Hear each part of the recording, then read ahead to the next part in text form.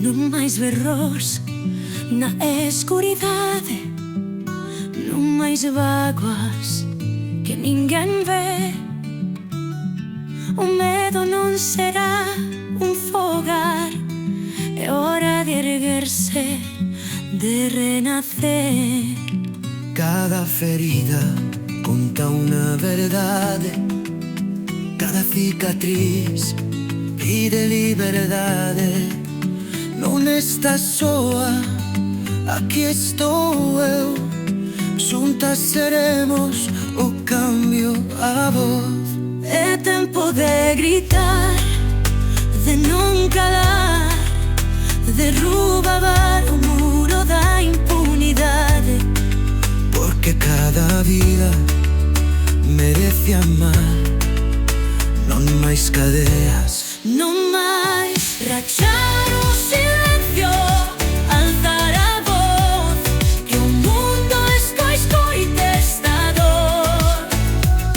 A bondade sombras, a bondade horror, merecemos un futuro sen temor. Rachar o silencio, somos loitar, porque a violencia nunca debe gañar. non é amor se hai dor, non é cariño se hai control. Que ninguén apague a túa luz, a túa vida vale. Non hai disculpa, non hai cruz. Que o eco do noso clamor Sexa máis forte que o opresor. das cinzas nacerá un mundo libre, cheo de paz. É tempo de curar, de perdoar, pero nunca esquecer o que hai que cambiar. Por todas as que xa non están, que a súa memoria nos faga avanzar. Rachar o silencio, alzar a voz, que o mundo escoite esta dor.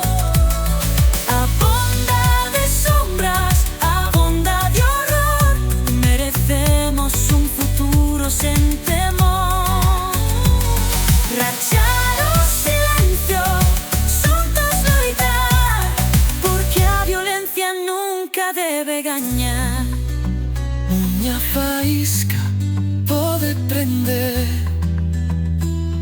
un lume que ninguén poida deter. É o amor o que nos salvará, o respecto o que nos unirá. Rachar o silencio, alzar a voz, que o mundo escoite esta dor. A bondade sombras, a bondade horror, merecemos un futuro sen temor. Rachar o silencio, xuntos loitar, porque a violencia nunca debe gañar.